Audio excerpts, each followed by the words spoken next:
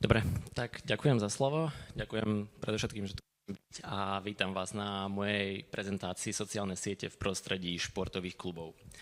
Takže, ako na socials a prečo to vedia mladé pušky uchopiť lepšie? Program. Najprv si prejdeme teda tú úlohu sociálnych sietí v klubovej komunikácii, potom prejdeme na hráči ako dôležitý prvok klubovej komunikácie, neskôr tam máme autentickú podporu partnerov a na záver praktické tipy na tvorbu rýchleho a atraktívneho obsahu.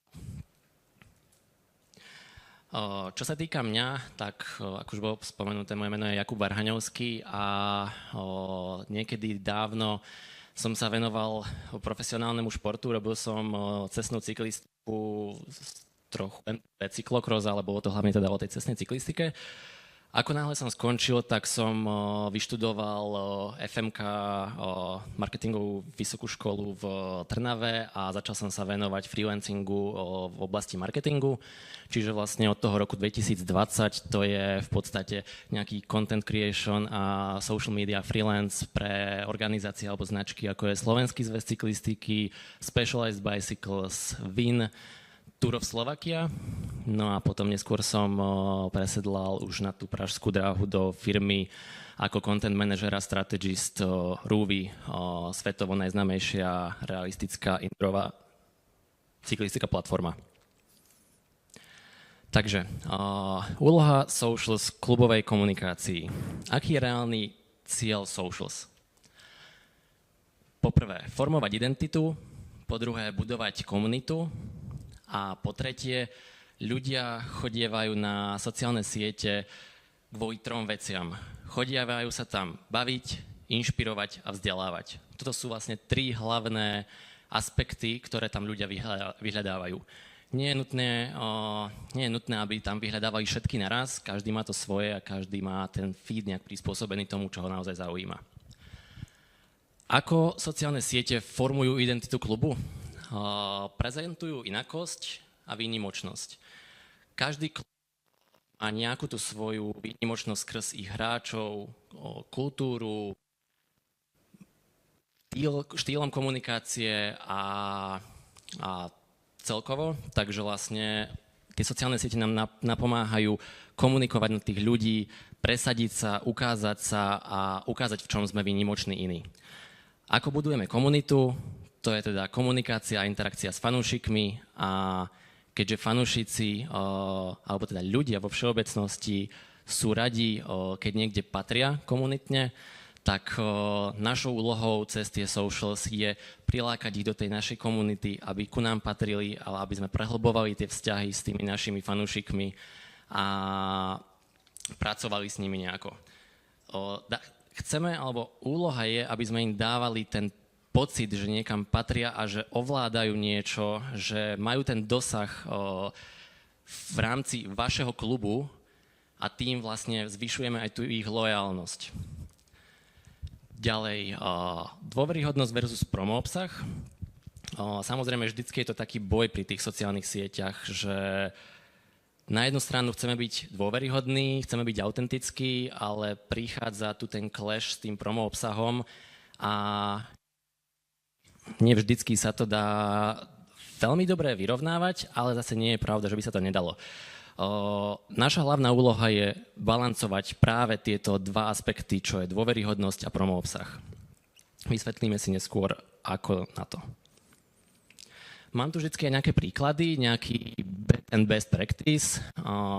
V podstate ten zlý príklad, ako by nemali vyzerať sociálne siete, je kanál premenený na bulletin, len oznámy bez kontextu, žiaden videoobsah, nevhodné formáty, staré neaktuálne alebo príliš všeobecné fotky.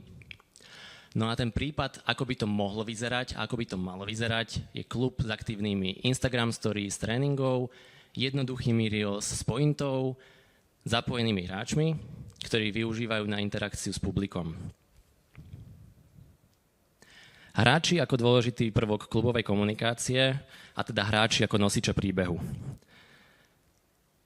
Hráči sú živé osobnosti. Osobnosti, ktoré predávajú príbeh. Fanúšikovia sa stotožňujú väčšinou s hráčmi a nie s logom klubu. Vychádza to z bežného aj biznisového prostredia, kedy ľudia nemajú veľmi záujem na sociálnych sieťach sledovať značky, pretože značky im vždycky niečo predávajú, chcú im proste nanútiť niečo. A my máme taký ten prirodzený obranný mechanizmus, že s týmto sa nevieme až tak úplne asociovať.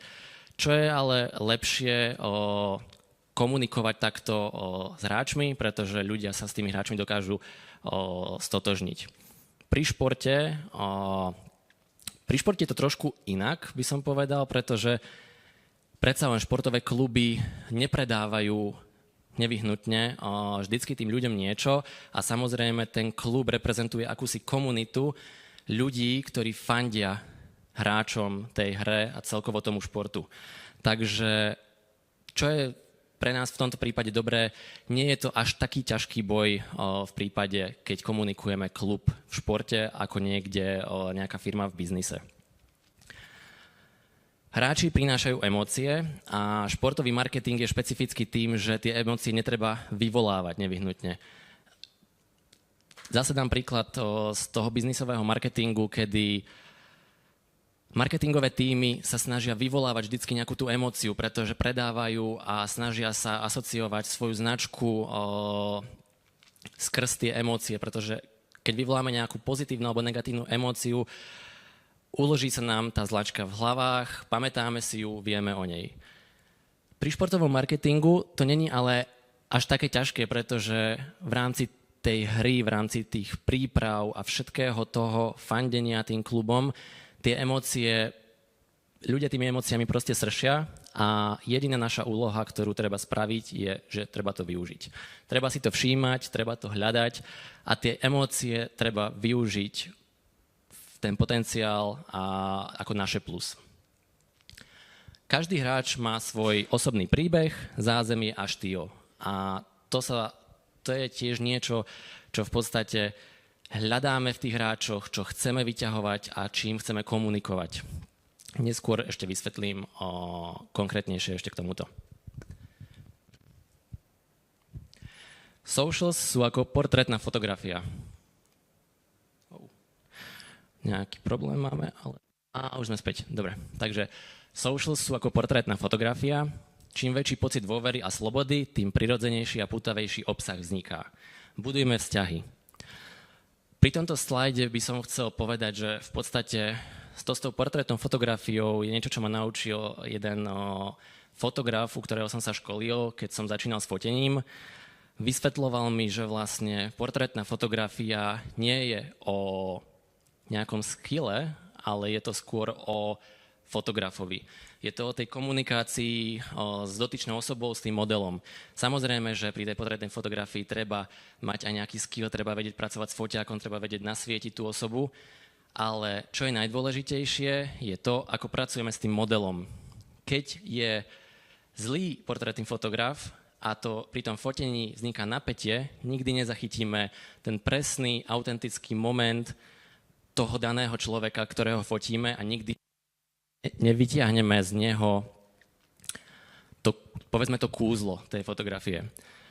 Také isté je to aj zo social media. Ako náhle vám tí hráči neveria a vzniká tam nejaké napätie alebo poviem neznámo aj medzi tými dvoma osobami, ako je social media manažer a hráči, tak tí hráči sa nevedia tak oddať.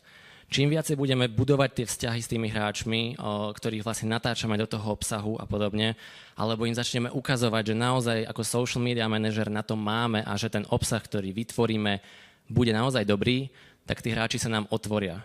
Ten autentický obsah, o ktorom všetci rozprávajú, že sociálne siete by mali byť autentické, tak ten autentický obsah zrazu príde.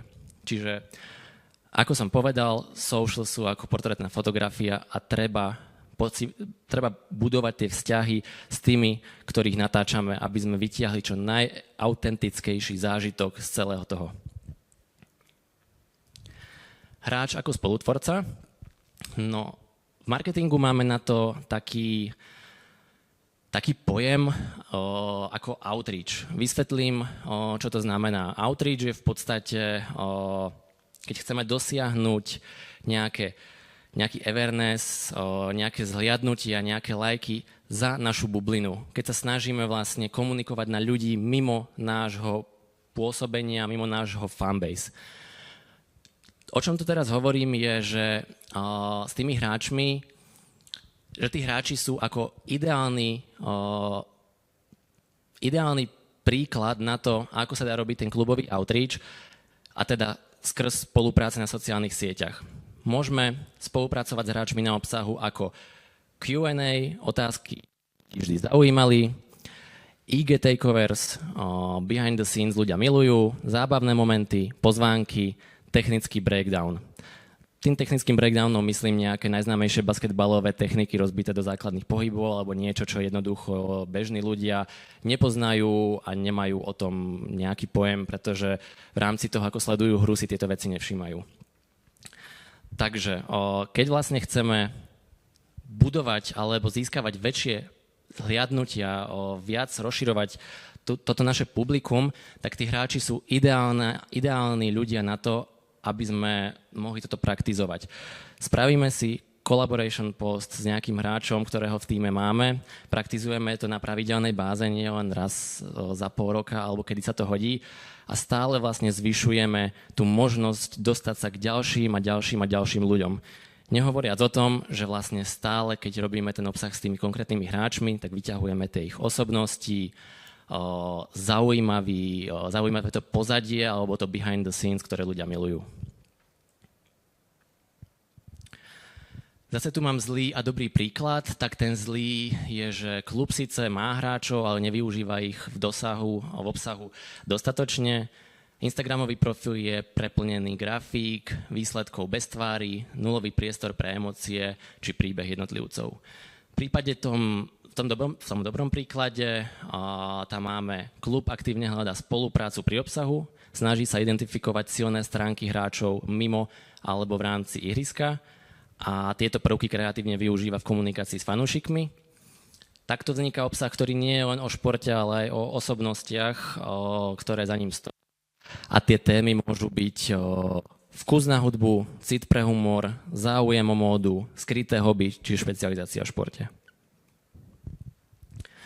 Tuto napríklad dávam taký príklad, ktorý mi poradil jeden môj kamarát z firmy, pre ktorú robím. Ide v podstate o to, že social media manažer našiel zábavný efekt na TikToku, alebo teda na Instagrame, kedy pri pozretí sa do kamery vám roztiahne oči na strany. Hej. Je to, poviem, že to je ako keby hlúposť, ale ľudia na tých social media to akože milujú. A keď tento social media manager poprosil pretekárov, ja som z cyklistiky, keď poprosil týchto hráčov, aby nahrali pozvánku na nejaký zápas, pozerali sa do kamery, tak v tom momente zbadali, že niečo nie je v poriadku a náramne ich to pobavilo. Mám tu aj príklad, takže ukážem. Je to príklad...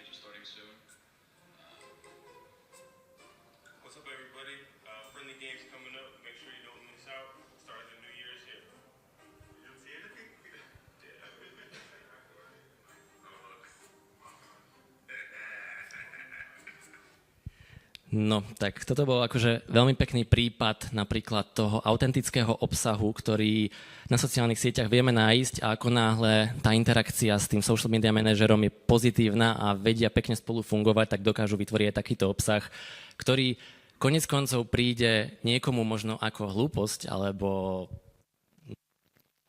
ale ľudia na tie sociálne siete si chodia oddychnúť, nechcú vždycky len vyslovene nájsť niečo seriózne a napätie a podobné veci, takže pri takomto obsahu si veľmi radi oddychnú. Jeden malý tip, ktorý sa týka ešte tých collab postov, o ktorých som hovoril, je, že Instagram teraz zaviedol funkciu repost. Firemné profily túto funkciu ešte nemajú, myslím, že nie, ale ešte včera nemali. Majú to zatiaľ len osobné profily, ale v tomto prípade, o ktorý sa vám chystám povedať, tak je to absolútne v poriadku a je to benefit pre kluby, ako ste vy. V prípade, že nie je možné spraviť collaboration post s nejakým hráčom, môže to byť z rôznych dôvodov. Príklady rôzne z praxe, čo poznám, že hráči úplne nedôverujú tomu social media manažerovi a považujú jeho obsah za zlý. Nechcú si ho pri tom collaboration poste dávať do profilu, nechcú, aby im to kazilo nejako feed. Tie dôvody môžu byť rôzne. V prípade tejto novej funkcie repostu nám vzniká výhoda taká, že ak tento hráč s nami tento collab post nechce dať a my nechceme, aby vlastne algoritmus nejakým spôsobom ničil ten náš Instagramový post v prípade nepoužitia toho collabu, tak ho môžeme požiadať, aby aspoň repostol tento náš príspevok. V podstate tam naľavo, hneď na prvom obrázku som naznačil, kde to tlačítko teraz existuje a ako náhle ten hráč reposte ten náš príspevok, tak síce ho nebude mať priamo v profile, ale bude sa uskutočňovať nejaký ten hráčský outreach a bude sa tento príspevok zobrazovať na feede ostatných ľudí, ktorí toho hráča sledujú. V prípade Tonyho Dubravca našiel som asi jeden najlepší príklad, lebo všetko ostatné, čo sa týka tých mojich reelsok, nebolo úplne publikovateľné, takže som tu uverejnil tento prípad a takto to vyzerá, keď vlastne niekto repostne ten váš príspevok. Neskôr, v prípade Tonyho Dubravca alebo mňa, by sa to potom zobrazilo ešte v profile a namiesto toho klasického gridu a toho feedu, kde tí hráči možno nechcú mať úplne tieto príspevky, tak sa zobrazia potom v týchto repostoch. Každopádne stále nám to pomáha tomu, aby sme sa dostali ďalej a ďalej k ľuďom. Autentická podpora partnerov a ako to robiť inak. Komerčný obsah neznamená autentický. Najlepšie promo je príbeh, obsah s partnerom môže byť zábavný, hravý alebo edukačný a ideálne, ak partner zapadá do prirodzeného života klubu a hráča. Nenechajme partnerov len na pospas ich logám. Ja viem, že s tými partnermi v tom športe je to také, že urobíme pre nich všetko. Nedá sa každému partnerovi vždycky dedikovať nejaký konkrétny čas a tlačiť ich neustále skrz naše siete, pretože to by vyzeralo zase, poviem, neautenticky. A viem, že aj takéto ďakujeme partnerom je proste must have, lebo je to najmenej, čo pre nich môžeme spraviť v nejakých videách na YouTube a podobne. Ale samozrejme, tí partneri očakávajú aj niečo viac. Keď už pre nich chceme spraviť niečo viac, tak hľadajme nejaké prepojenia. Hľadajme prepojenia partnerov versus klubu, partnerov versus hráčov. Namiesto loga uverejníme nejaký príbeh, situáciu alebo vtipný moment. Ja som si pripravil ešte teraz také 3 ukážky, pričom som pracoval s AI-kom, aby som si aspoň nejako ten vizuál dotvoril, aby si to vedeli lepšie predstaviť. Ja tieto veci konkrétne, alebo osobne, radšej hrám na humor, nemám rád úplne také tie vážnejšie veci, ale samozrejme vždy sa to dá spraviť aj nejako edukačne alebo inšpiratívne. Teraz som si vybral humor, tak som aspoň nejakým spôsobom spracoval veci.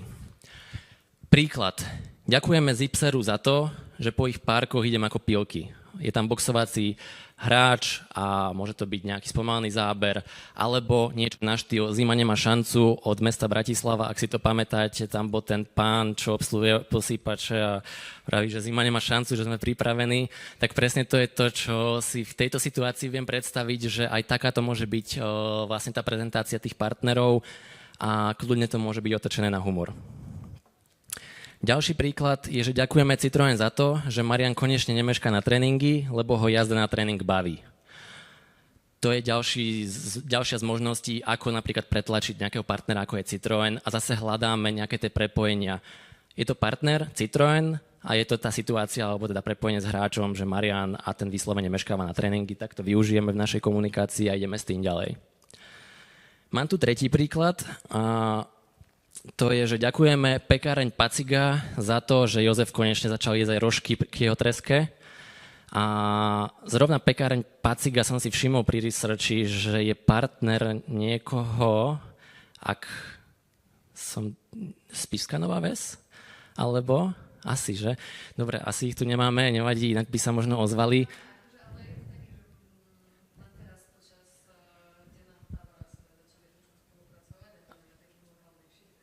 Aha, OK. No tak zázrel som to jedným očkom, videl som to na vašich sieťach a som si povedal, že dobre, tak lepšie je spraviť príklad na takéto sponzora, na taký konkrétny príklad, ako je toto.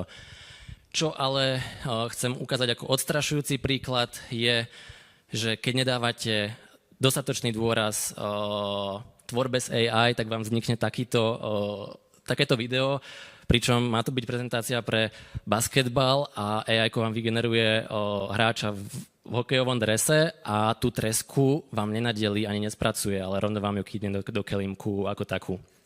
A rožok zamení za bagetu. Takže takto to vyzerá, keď prekročíte svoj denný limit generovania videí a už nemôžete spraviť nič viac. Praktické tipy na tvorbu. Blížime sa v podstate ako keby k záverečnej časti prezentácie. A mám tu takú vec. YouTube videá sú dlhé videá, Reels sú krátke videá, ale minútové Reels sú novodobý YouTube. Ľudia už čím ďalej, tým menej, viem, že o tom počúvate stále dokola, že to nie je nejaká novinka, ale tí ľudia čím ďalej, tým viac pozerajú proste krátky obsah a chcú vedieť chcú v tomto obsahu vidieť nejakú pointu a niečo, čo im odovzdávame.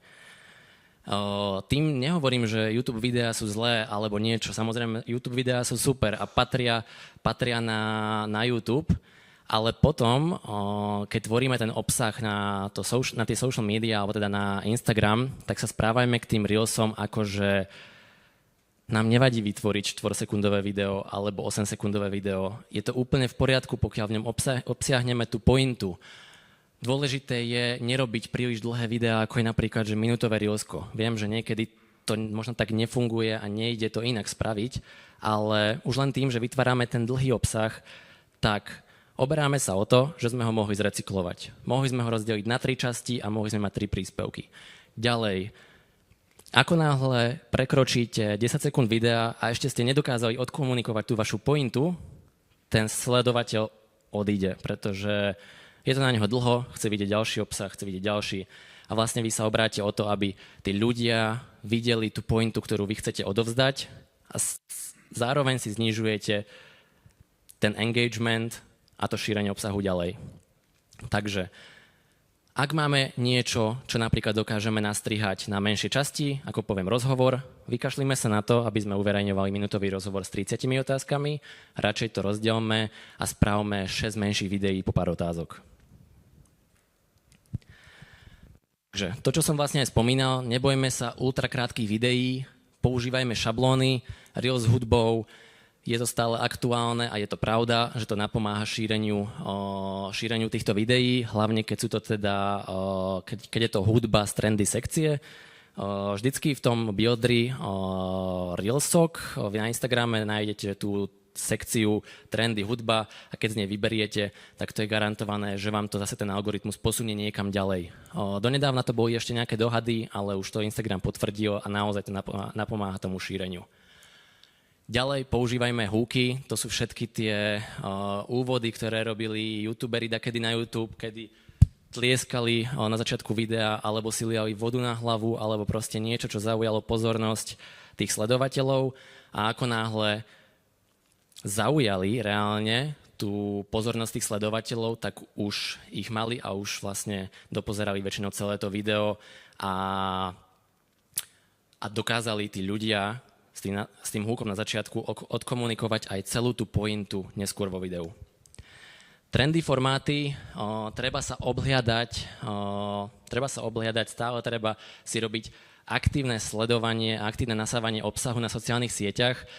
Niekedy to volám, že prokrastinácia, ale konec koncov si vravím vždycky, že aspoň nasávam nejaké tie veci, viem, čo sa deje na tých sieťach a ukladám si nejaké trendy, formáty, trendy, veci, ktoré by mi mohli v budúcnosti pomôcť.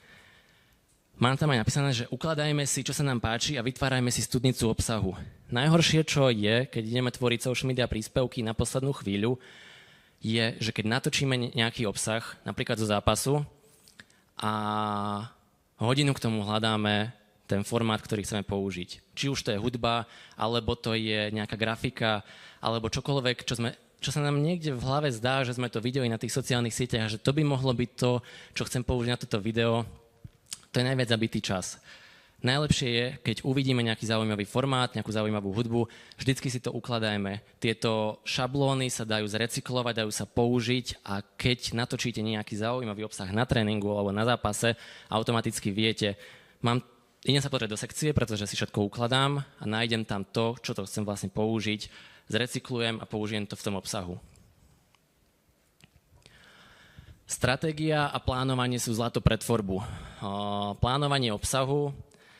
Tvorba obsahu je ťažká len do doby, kým nemáme určenú obsahovú stratégiu. Keď viem, že tvorím len v rámci niekoľko smerov, môj fokus a kreatíva nelieta zo strany na stranu, ale ide v kolajách.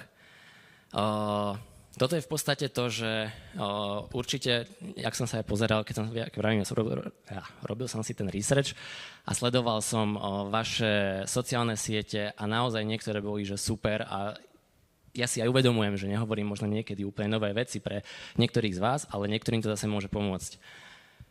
Keď tvoríme vlastne ten obsah na sociálne siete, tak nikdy sa ten obsah netvorí úplne freestylovým štýlom. Nikdy to nie je, že čo ma napadne, to pridám a podobne. Vždycky to je nejaký plán a mali by sme mať určenú presnú obsahovú stratégiu, čo chceme komunikovať. Pre každý klub si môže vyčleniť niečo svoje, čo bude typické a bude formovať tú vašu identitu. Poviem príklad, budeme ukazovať našim fanúšikom nejaký ten technický breakdown z toho, ako sa trénuje, to bude proste jeden smer. Potom tam bude nejaké zaujímavé zábery zo zápasov, to je ďalší smer a môže tam byť, poviem príklad, že behind the scenes zo zákulisia s hráčmi a podobne. Môže byť tých tém napríklad 5, 6 a zároveň vždycky, keď sa teraz dostaneme k nejakému brainstormingu alebo plánovaniu týchto príspevkov, tak sa pozrieme na tú našu obsahovú stratégiu a keď vieme, že ideme teraz tvoriť pre behind the scenes nejaké príspevky, tak tá naša kreatíva nemusí lietať zo strany na stranu, ale vieme, že sa držíme len v tomto jednom smere a vymyslíme zrazu 10 nápadov, nasekáme si ich, rozpíšeme si ich a tá tvorba je oveľa viacej efektívnejšia a konzistentnejšia a vieme si ju lepšie trackovať. Vysvetlím. Ako náhle tvoríme podľa obsahovej stratégie a ideme danými témami dopredu a tvoríme len príspevky týchto tém, tak zisťujeme, či sa tieto témy našim sledovateľom páčia. Problém je ten, že keď tvoríme úplne freestyleovo a vytvoríme taký príspevok, tak aj pri dobrom príspevku sa môže stať, že ho správne nenačasujeme, že proste jednoducho zlý deň, ľudia sú vonku, nie sú na Instagrame a ten potenciál toho príspevku to zabije. Toto sa pri sociálnych sieťach stáva veľmi často. Ako náhle však budem na takúto tematiku tvoriť viacej príspevkov dlhodobejšie, tak si lepšie dokážem odsledovať, že či mi tento smer funguje. Keď nám nevidie jedno reelsko alebo jeden príspevok a pridám ich potom v priebehu ďalších 2 týždňov ďalších 6, tak zistím, že či to naozaj je proste stratený prípad, alebo to naozaj funguje. Keby sme vydali len jeden príspevok a nepodarí sa mu to, tak ho odpíšeme na dobro a už sa k nemu nevrátime a pritom to mohol byť dobrý formát.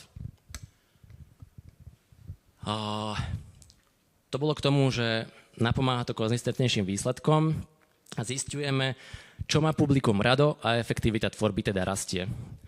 Nejaké tooly na plánovanie sú zadarmo klasický Facebook Business Manager alebo potom platené Contentino a Later. Tuto napravo som dal jeden taký zaujímavý príklad toho, že ako môžeme tvoriť príspevky a ako na to môžeme použiť umelú inteligenciu. Možno to niekto poznáte, možno nie, ale predstavujem vám stránku ideamap.ai a je to AI nástroj na brainstorming a tvorbu obsahu. pomáha nám v podstate vizuálne rozvetvovať a pomáha nám akože prichádzať na nejaké nové nápady na obsah. Keď prídeme na túto stránku, tak tam máme klasický riadok, ktorý môžeme nabrífovať, kto sme, čo sme a aká tá naša obsahová stratégia je. Samozrejme, môžeme s týmto toolom aj tú našu obsahovú stratégiu vyvíjať, ale ak už nejakú máme, tak nabrífujeme toto AI a pekne nám do tých kanálov alebo do tých tém, o ktorých som hovoril, vám nahádže hneď niekoľko nápadov, ktoré by ste mohli na svoje social media vypustiť. A ako náhle sa vám niektorý z tých, napríklad máme tu, že player interviews alebo achievements and milestones, a ako náhle sa vám niektorý z tých nápadov páči, viete kliknúť na čarovnú paličku, dať expand idea a ešte vám tento nápad ďalej a ďalej a ďalej rozvetvuje. Vyberete si, čo sa vám páči, čo sa vám nepáči, čo sa vám páči, rozvetvujete ďalej a získavate nekonečnú studnicu na tvorbu takéhoto obsahu. A to je presne to, že, o čom som hovoril na predchádzajúcom slajde, že pokiaľ tvoríte v kolajách a máte nastavené hranice, tak to rozvetvovanie môže fungovať do nekonečna. Ako náhle nemáte presne a jasne stanovené hranice na tvorbu, tak tá kreativita zo strany na stranu a je to jednoducho neefektívne. Mladé pušky to proste vedia. Klikol som si na TikTok, zadal som do searchu social media manager basketbal a vyhodilo mi poviem pravdu, väčšinou dievčat, vyhodilo mi x dievčat šikovných, ktoré sú veľmi mladé a pracujú ako social media manažerky pre kluby alebo týmy z NBA. Ako to je možné, že tak mladí ľudia, poviem pracovne, menej skúsení a pracujú pre NBA? No je to pretože mladí ľudia lepšie, alebo teda generácia Z, alebo mladí ľudia lepšie cítia trendy, lepšie majú navnímané tie social media, vyrastli s telefónom v ruke a dokážu tento obsah lepšie dostať k ľuďom, vedia ho robiť autentickejšie a není im ten telefón cudzí. Delegujte socials na mladších ľudí. Kľudne to robte, naozaj to pomáha. A ak sa bojíte, tak si nastavte hranice. Tie hranice sa môžu volať tone of voice. V podstate úlohou tone of voice je nastaviť si konkrétne hranice komunikácie, aby aj v prípade, že naše sociálne siete majú viacej adminov a chceme pôsobiť alebo znieť konzistentnejšie, tak si nastavíme v rámci týchto hraníc nejaké smery, akými budeme komunikovať. Môže to byť, že či budeme ľuďom vykať, alebo budeme tykať, či budeme sa nejak nadšene vyjadrovať o našich hráčoch, alebo budeme skôr takí prízemí a rešpektujúci. A všetko toto vlastne vplýva na to, aby tie social media vyzerali lepšie. A aj keď sa bojíte, že ten mladý social media manažer vám nejakým spôsobom vystrelí a začne robiť nejaké iné veci, tak sa to v tomto prípade nemusí, alebo nemalo by sa to stať, pretože máte jasne stanovené hranice.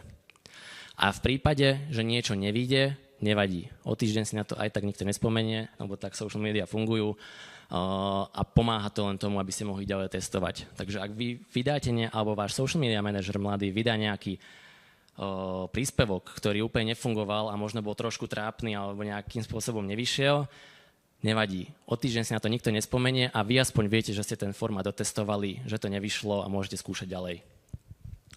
Kľúčom je tá dôvera, jasne definované hranice a základné editačné pravidlá. Ako som už spomínal, tak tento tone of voice môže vyzerať nasledovne. Je to v prípade, že chcete držať nad tými sieťami kontrolu, že chcete, aby sa uberali nejakým smerom, alebo máte viacej adminov, lebo ako náhle máte viacej adminov a nedodržujete tone of voice, tak vyzerá to vždycky ako freestyle. Jednoducho to je vidieť. Ako náhle napíše niekto nejaký príspevok a druhý z vášho tímu napíše druhý príspevok, nedá sa byť na rovnakej vlne. Jednoducho pozriem sa a vidím, že to píše viacero rôznych ľudí a to je práve to zlé. Základné pravidlá pre takéto tone of voice sú, že všetci máme rovnaké editačné tooly, takže všetci máme CapCut, nikto nepoužíva napríklad, že Adobe Rush alebo niečo. Všetci máme rovnaké tooly, v rámci toolov používame rovnaké efekty či písmo. Keď píšeme texty príspevkov, píšeme ich rovnakým tónom. Môžeme sa opýtať aj otázkami. Používame veľa alebo málo emojis? Vykáme ľuďom alebo týkame? Píšeme v jednoduchosti alebo sa viac rozpisujeme v odsekoch? A je náš je náš tón viacej neutrálny alebo nadšený ohľadom klubu a hráčov, alebo je naša komunikácia rešpektujúca, alebo sme naschvál jemne drzí. Môžeme byť kľudne aj jemne drzí a môže nám to fungovať. Môžeme byť rešpektujúci a môže nám to fungovať. Záleží len na tom, k akej cieľovej skupine sa prihovárame a kto je to naše publikum. Taký zlý príklad je napríklad toho uverejňovania je, že jeden zo strých na YouTube, teda teraz je to akože jeden, neviaže sa to už k tomuto No Voiceu, je to len jeden z typov na sociálne siete, ktoré tu vlastne prezentujem. A teda, že jeden zo strých na YouTube raz za 2 mesiace, alebo za 2 týždne až za mesiac, repost na Instagram s hláškou otoč telefón horizontálne. Toto keď vidím, tak ma ide vystreliť do stoličky, pretože social media sú navrhnuté na to, aby sme sledovali príspevky vertikálne a nič ma nevie viacej naštvať, ako keď zbadám takú tú ikonku toho telefónu, že prevrať telefón. Ja v momente scrollujem ďalej a ani sa tam už nevrátim. Jednoducho horizontálne video patrí na YouTube a keď robíme nejakú recykláciu na sociálne siete, ako Instagram, TikTok, prosím, používajme vertikálny formát. Ďalší bad practice je celý rozhovor s hráčom do jedného Reels. To už som spomínal. Čo sa týka toho dobrého príkladu, tak YouTube video uverejním, samozrejme na YouTube, nastriham z neho vertikálny obsah na niekoľko príspevkov, záleží len od videa formátu, že aká bude táto studnica hlboká, lebo samozrejme záleží, aká tá pointa je dlhá, ako je náročné vysvetliť tú pointu toho krátkeho videa, hej, takže či už to bude z minútového videa 15 videí alebo 3, vždycky je to viac než jedno. Napríklad jednu Q&A, alebo teda rozhovor s hráčom cez story, behind the scenes, rozhovor s hráčom nastriham po 3 otázkach na 3 až 4 časti a uverejním postupne a pravidelne na základe plánu. To je vlastne tá recyklácia, o ktorej rozpráva vždycky Filip Kuna, že aby sme boli efektívni, tak radšej tvorme nejaký dlhodobý obsah a potom ho rozstrihávajme na viacero častí, lebo ako náhle chceme vytvoriť 16 príspevkov, tak nás to kreatívne a časovo zabije. Ale ako náhle vytvoríme jeden väčší projekt a začneme to strihať na niekoľko menších častí, tak sme efektívnejší, vieme plánovať dopredu, nevyhoríme a tie nápady sa oveľa ľahšie získavajú potom. Outro. Na záver by som ešte chcel povedať, že sociálne siete teda nie sú nebezpečenstvo, ale je to akási príležitosť. Majú byť hravé, autentické a obohacujúce. Nemali by byť strojené, príliš seriózne a používané ako informačný kanál. Odovzdávajme toto žezlo mladej generácii, pretože má schopnosti, má nástroje a inštinkt na trendy. A na záver teda už len, že odovzdávajme to žezlo, nastavme hranice a sledujme ten rast. Za mňa, za prezentáciu je to viac menej všetko. Mám tu ešte pár ukážok a teda ak máme čas, tak môžeme ešte ukázať nejaké príklady zo športového marketingu, kedy sa nejak kreatívne vyhrali social media manažery s príspevkami. Toto je napríklad príspevok, alebo ešte to takto uvediem. Toto prvé je, že keď tým nemá taký veľký budget na to, aby robilo veľké kampane a veľké produkcie a podobne, ale chce oznámiť hráča nejakým naozaj kreatívnym štýlom. A pritom tomu stačí jeden človek, ktorý sedí za telefónom a dobrý nápad. Je to trošku zdĺhavé, ale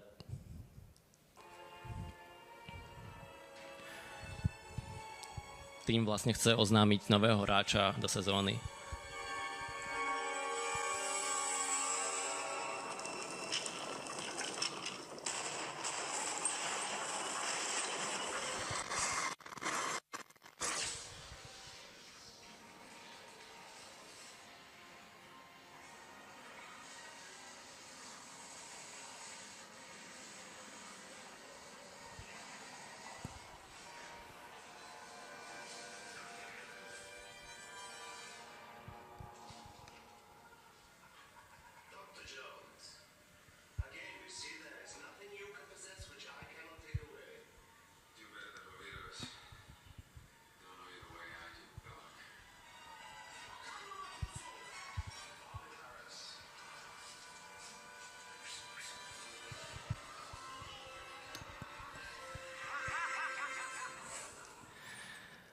Aby som možno vysvetlil, tak aspoň podľa mňa, podľa môjho subjektívneho názoru, toto fungovalo pretože nejakým spôsobom prekvapili to publikum tých sledovateľov nejakým netypickým obsahom.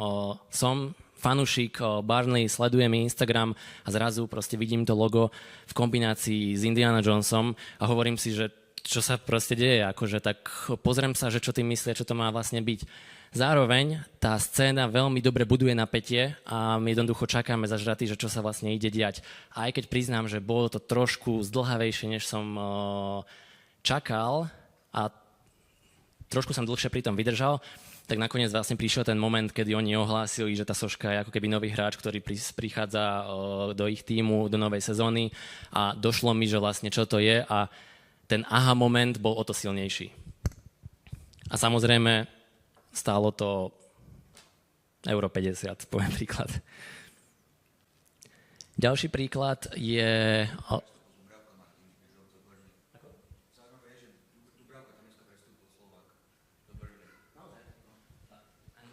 Ani som nevedel, že vyslovene som sa rozprával s kolegom, aby mi vlastne že poradil nejaké ukážky. Ja som vo väčšine zlý na toto, že keď mi niekto povie, že ukáž nejaký príklad zo sociálnych sietí, že kto to robí dobre, tak ja som zrazu, že úplne prázdno, ja som porcelán, ja toto nikdy neviem. Takže som vlastne požiadal, nášho social media manažera v Ruvi, ktorý vlastne prišiel od live sportu, myslím, a ten mi vlastne poukazoval pekne tieto týmy a aby som vlastne mohol aj vám priniesť nejakú ukážku.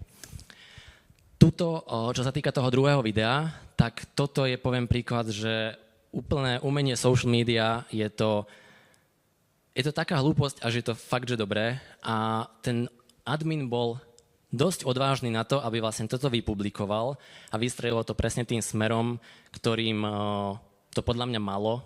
A jedine, čo môžeme, tak tomu adminovi tlieskať. V podstate vytvoril veľmi trápne video, ktoré reprezentuje to, že všetky zábery sú s nejakým editingom v CapCute lepšie.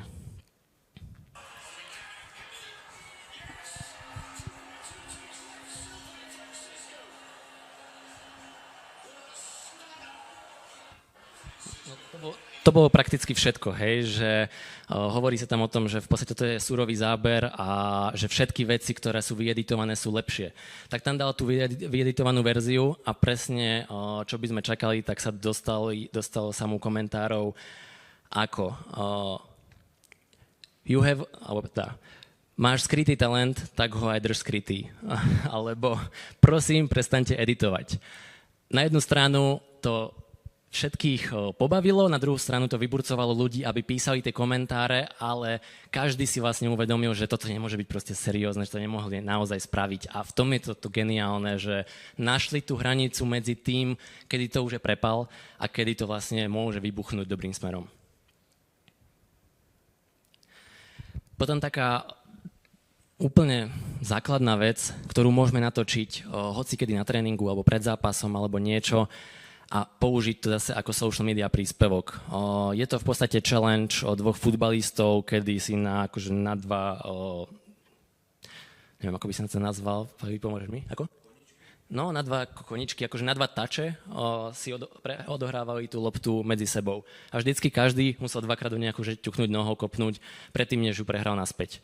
A je to zase, je to jednoduchý nápad, ale ako náhle tam máme to skóre tých dvoch hráčov, tak zase budujeme to napätie a ten fanúšik toho futbalu a toho tímu chce vedieť, čo sa bude diať ďalej. Pretože prirodzene náš mozog je nastavený tak, že ako náhle na niečo nemáme odpoveď, tak ju hľadáme a vždy chceme mať nejaké veci uzatvorené. Takže keď social media manažer tohto tímu otvorí tú otázku, tak náš mozog ju chce vlastne vyriešiť tým, že dopozerá to video.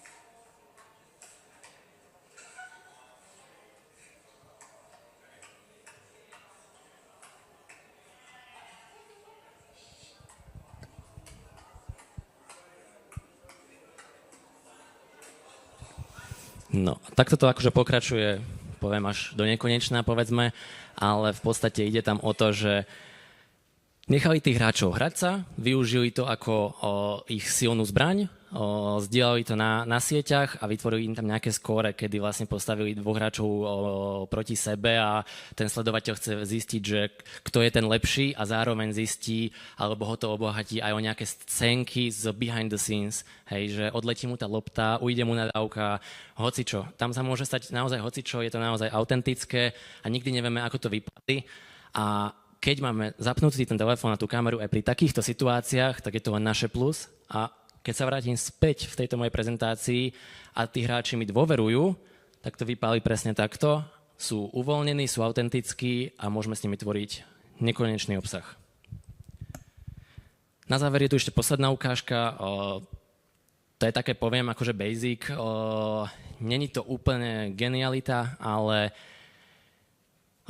vyzdvihol by som v tom tú kreatívu a to, čo som hovoril, že treba si ukladať tieto trendy, formáty do tej našej studnice, do toho nášho uloženého, pretože keď sa nám podarí natočiť video, ako futbalista Božio kopne gól, tak môžeme to vlastne spojiť s formátom alebo s videom, ktoré sme si uložili do našej studnice. Aha. Sorry. Tak.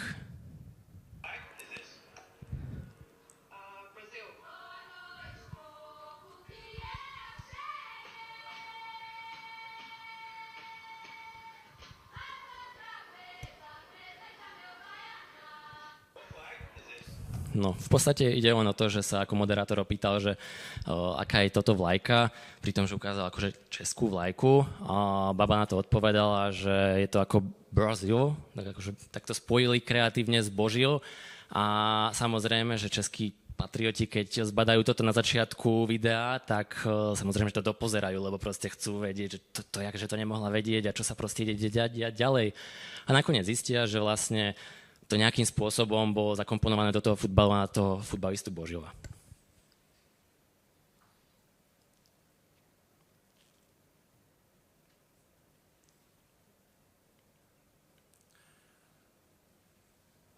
Toto je asi len vyduplikovaný slajd, alebo...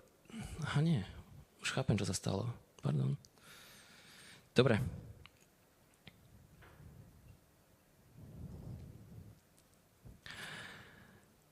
Takže ďakujem vám všetkým za pozornosť, to bolo všetko.